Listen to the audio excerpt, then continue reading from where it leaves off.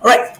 Good evening, all. This is Delvin, and welcome to another episode of MESC Red Devils NCR, where I will be talking about what happened, what transpired in last night's game against West Ham. Uh, it was a second straight defeat, our fourth defeat in the last six games, and suddenly a position from where top four was looking like of sure certainty, where top four felt like something that could have been achieved with games to spare in hand, is suddenly looking like a very tricky and a banana skin proposition, especially now that Liverpool are only 1 point behind us, albeit they've played a game more. Yesterday, we lost to West Ham 1-0, courtesy of a Said Benrahma goal. But the problem here, I think the defeat have a lot of familiar failings which have been the bane of our season this year. And these mistakes have while initially seen as an aberration, they are now having an alarmingly regular pattern, a regular occurrence, and these mistakes are something that have to be stopped as quickly as possible before our season threatens to fall down a free fall or a downward spiral, which will be very difficult to pick ourselves up from. So, what exactly went wrong? What exactly did not go in our favor? Let us start with the obvious, the glaring error, and the elephant in the room that has been the topic of discussion since last night, and that has been David De Gea. This is the second instance where he's conceded a goal of similar in a similar situation. The first one going back to August, our 4-0 loss against Brentford, where De Gea led in the opening goal from Josh Da Silva. Similar range, the ball was at a similar speed, and the ball just went through De Gea. This is not turning out to be a pretty good season for De Gea, while there have been improvements on certain aspects of his game. We've seen a slight bit of improvement initially when the Premier League resumed from the World Cup break, where we seen that there was a little bit of an improvement in his distribution, his short passing, or even his ability to come and sweep for certain instances. But it doesn't hold much weight when the main reason that you earn your bread and butter is not something that you are under control of. This shot by Said Benrahma was, for all intents and purposes, a back pass. And to understand the magnitude of this mistake, you could only go ahead and have a look at all the other players and the exasperated sigh that came across the away end. As soon as the ball went in the back of the net, Victor Lindelof crouched in despair. Rashford could not believe it, and so were a host of other players who could just not believe what happened behind, or what happened at that particular instance. They could just not believe that the ball went in. De Gea had all the time in the world. He had everything in his favor. Speed was not threatening. The ball was on the ground, and yet we contrived to concede from that situation. This is the fourth error in all competitions that De Gea has committed, which has led to a goal, and that is the most by any keeper, level with Hugo Lloris. That is not good company that you would want to keep, and that is certainly not a situation where you want to be in, especially at a time where there are talks about De Gea entering into a new contract with the club. Uh, and again, these errors are becoming more of a hindrance than a help. And these are the very errors that downplay the otherwise phenomenal saves that De Gea has pulled out. Now, let us be honest here. De Gea's saves throughout the course of his career, or some of the saves that he's done even in this season, can compare to any goalkeeper in the league. There is no doubt about it. Everyone knows what De Gea shot stopping quality is. But I think with the issue that is here is that while the other three mistakes that he committed ultimately did not go to have a direct bearing on the result, because while we lost 4-0 when De Gea committed the first mistake of the De Silva goal, the second mistake did not have an impact on the result because we won that game against Everton also, where he let the ball go through his legs. And then the third error comes against Sevilla, where he horribly miskicked it and NSED scored. We were already 2-0 down at that point. So these three mistakes did not have a bearing on the previous results, but this one hurt, especially because this was the difference between the two sides come at the end of the day. We were 1-0 down because of that mistake, and we never really recovered from that. We never really put damage, or we never really caused any sort of damage to the West Ham backline or even the goalkeeper in general. However, right up until that sucker punch we conceded, United once again started on the front foot. United once again started with attacking verve, with some good interplay. Everything was in sync, but once again, we were not able to take our chances. We hit the post twice. Eriksen, Bruno, Anthony, Rashford, all of them had chances in the first 20 minutes where they should have and could have scored, but they could not. The shot, while Bruno's shot was, I would consider that as an unlucky shot, but the other ones where Eriksen, Anthony, or even Rashford for that instance, they should have scored. We should have been 1-0 or potentially 2-0 up and allay our fears from there. But once again, this has not happened. To put into context, United have scored 49 goals this season, which is lowest among the top 6 sides. And to put into context, we've only scored 3 more goals than Leicester, who are fighting relegation, and Brentford have scored 3 more than us. That goes to show that converting chances has been a long-standing problem, because creating chances has never been a problem, as even noticed at the game against Brighton, where we created chances at will. Same here in the West Ham game, where the first 20 minutes we did create chances of note. We did create enough to guarantee a result, but ultimately it all comes down to the fact that we were not able to convert those chances, and that is the reason why we've been underperforming. Converting chances, I mean, it is a very, very important part. Like, also another reason for not converting these half chances into proper chances, which I and Antariksh had a conversation earlier in one of our streams, where we spoke about we don't have the wherewithal to convert those half chances into a chance where we should be scoring those goals. How about taking the ball a little deeper instead of just putting a cross from long in for a cutback or get into the byline a bit? We are more often not relying on Hollywood shooting opportunities, which have less of XG, and B, more often than not, you will be crowded and you will not have a clear sight on goal, which more often than not is a hindrance, because these Hollywood chances have a probability of going into the back of the net maybe 0.5 out of 10 times, or if we are being very, very optimistic, then 1 out of 10 times. But if you take an extra pass, if you take the ball a little deeper into the West Ham box, or maybe go to the byline, and then when you put in the cross, it increases the likelihood of any offensive player getting into the box and, maybe making a much better chance of itself.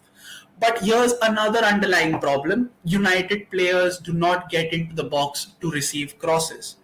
There were time and again multiple instances in the game yesterday where Bruno, where Anthony, when Bruno, or even when Eriksen had the ball, our entire forward line has camped on the edge of the penalty area and have not bothered to make runs inside.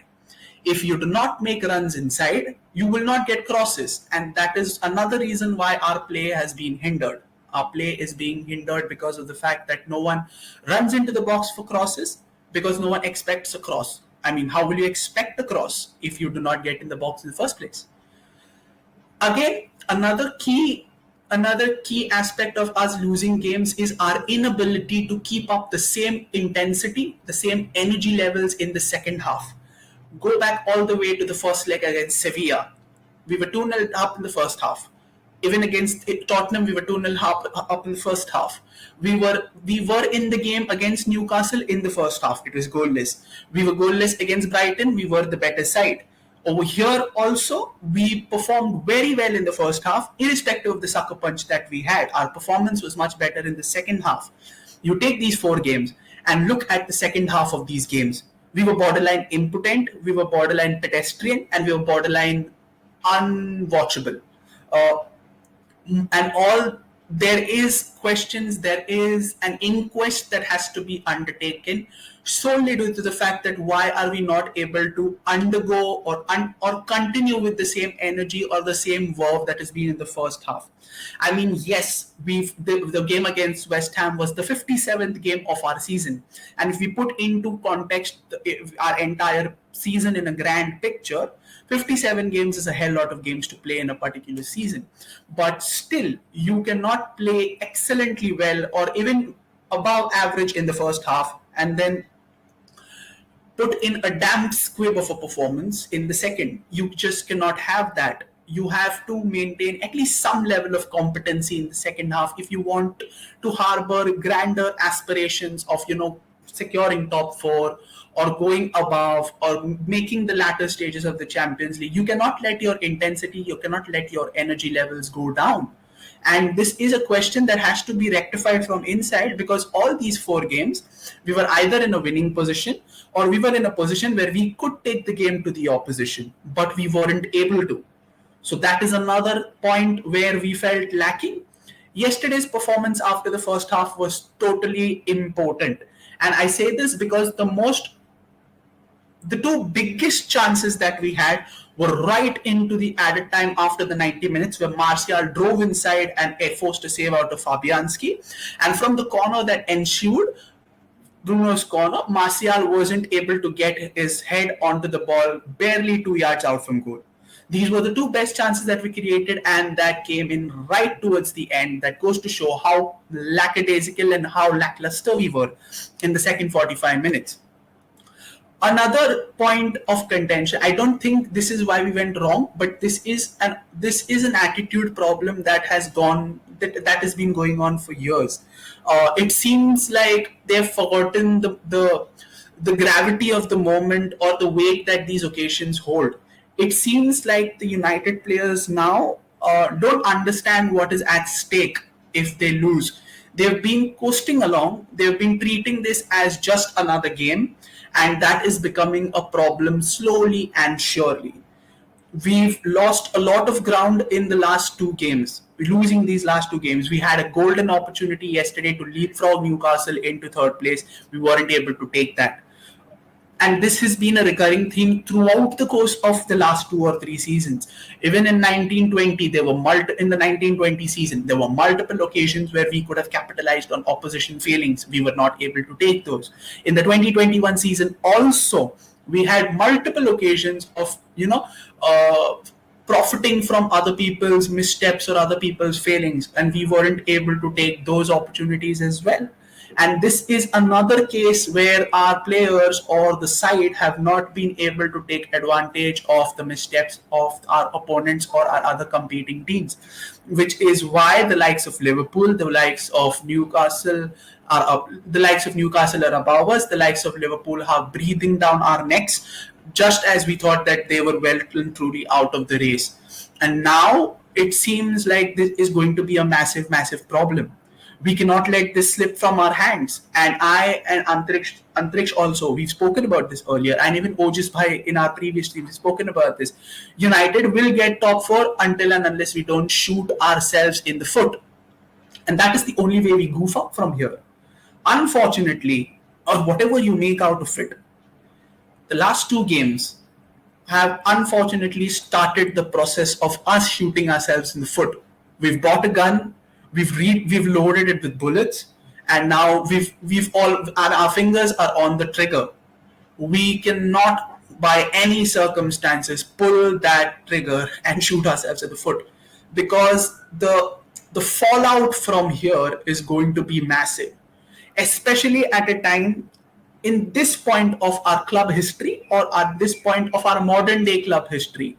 Achieving Champions League in this season is of paramount importance, because we don't know who our new owners are going to be, or we don't even know if we're going to have new owners. That automatically casts doubt on our ability to invest into the squad next season. That automatically reduces our budget to go and strengthen down key players, and that automatically means that if we do not get Champions League football this season, the end of this season, we have fast-tracked ourselves in the process of becoming a mid-table team. I'm sorry, but this is the bare truth, and people who fail to see this, you all can fail to see this at your own peril. Champions League football is required. It is a must. It is a certainty. There are no compromises for this. We cannot afford to miss out on Champions League football at the end of this season. But on the brighter side of things, it's very difficult to point out brighter spots after the two defeats that we've had. But we will have a whole week of rest up until we play our next game, which is against Wolves at home. This is the first time that we'll be having a week's rest. I was going back up until October this season. So this could be a good chance to, refocus, take a step back, see what things are going wrong, and maybe improve from here on. But as things stand, we could be in for a very testing few weeks, a very, very, like Sir Alex says, squeaky bum time. It is very difficult to talk about squeaky bum time, especially when we're competing for top four, because this was this phrase that was often used at the time of our halcyon days, where we used to compete for titles left, right, and center. But it is a sign of how things have fallen far, that we are using squeaky bum time for things which are which is a top four race at the end of the day. So yeah, I still believe that we have it in our own hands as far as top four is concerned. But we will have to win all our three games now, or three home games now. We don't have any margin for error at this point in time. We have to win all of our three games at home. So, with that being said, this was all about yesterday's game, where things went wrong, or what exactly transpired, where we couldn't find the winning formula, or even to pull things on level terms. Thank you so much for tuning in. We are very close to 2,500 subscribers, guys. So please do not forget to show your love by subscribing to our channel. To smash that like button, to share this video across to as many United fans or as many football fans in general as possible. We would love to have you on board on our journey, and it will be possible only if you would like, share, and subscribe to our channel. Please go ahead and do the same. Do press the bell icon so that you're notified for every video that we put out. Apart from that, we are always active on our social media spaces on Instagram and on Twitter. So do go ahead and follow us on our social media platforms as well. The link is in the description below. Apart from that, we are always active on our WhatsApp group as well. Every day is match day on our WhatsApp group. And while things are on a downward spiral right now, morale is low, but then we always find things to keep us cheered up. And like I say, it's an extended family. We always have room for more, so do join us there. We'd love to have you on board. With that being said, we come to an end of this episode of MUSC Red Devils NCR. Thank you so much once again for tuning in. Do join us on our next episode. Up until then, I wish all of you good health. Do stay healthy, do stay safe, and I'll see you on the other side shortly with another episode. Till then, goodbye, stay safe, and GG and you to all.